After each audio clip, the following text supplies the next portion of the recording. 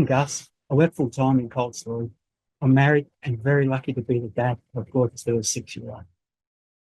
Why were you first prescribed an antidepressant? I was first prescribed this stuff to try to help with pretty decent stress I'd feel at work and elsewhere when under pressure. I was told I had generalized anxiety disorder. How did the antidepressant make you feel? When I started taking them, I felt sick. I had strong headaches.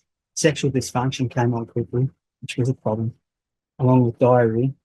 My stress was numbed somewhat. I didn't care about things as much, and I gained weight. It was really hard to get motivated to exercise, and I was very tired. What has your experience been when you came off or reduced the dose of the antidepressant? What I felt from coming off Effexor are the most devastating things I've ever felt. They dwarf the reason I started it and went on for too long. It caused significant disruption to my life for years and many awful symptoms I'd never felt before. If you want to know what hell is like, just do this, then you'll know. It's not a misuse of the word to say this is very traumatic. My brain felt like it was burning and splitting, but everywhere, along with pains and whooshing feelings I can't describe. I'd wake with super heightened depression, anxiety, and anger, all the bad feelings. At first, they were there at full strength all day, but as time went on, it'd ease a little at night. I'd spend all day waiting for 9 or 9:30 at night for some reprieve, just to wake up the next day to go through it all over again.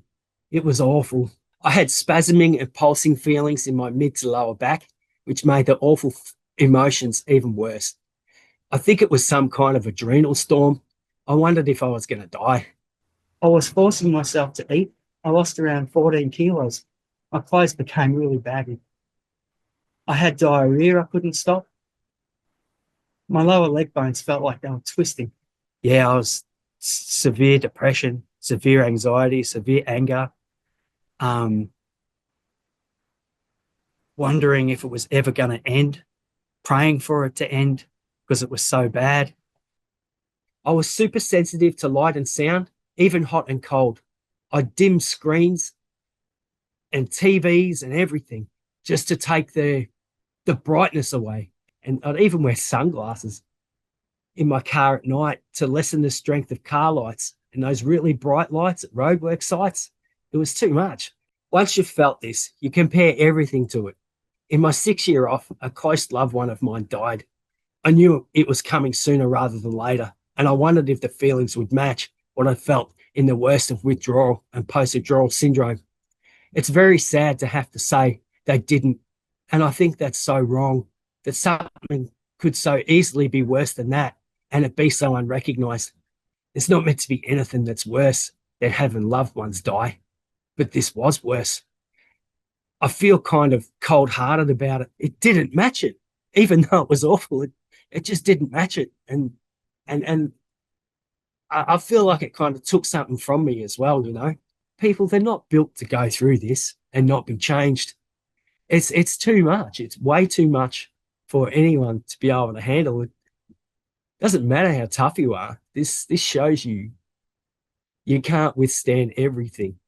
It burns everything.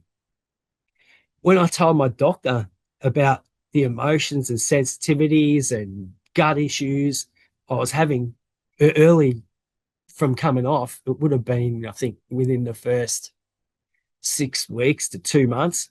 He said, it can't be from effects or it's out of your system now. I knew right then I had to stay away from doctors or I wasn't going to make it. How has antidepressant withdrawal impacted your life as a whole? Withdrawal and post-withdrawal syndrome has affected relationships of mine even to this day. Obviously, my health was very bad for a number of years. There's not many doctors I trust in that area now, but we need them to know desperately the full extent of this. It's very serious. It was very hard to work through what happened, all those terrible emotions, sensitivities, and everything else. I'm from a single income home, so I had to find a way regardless. Yeah, that was very hard.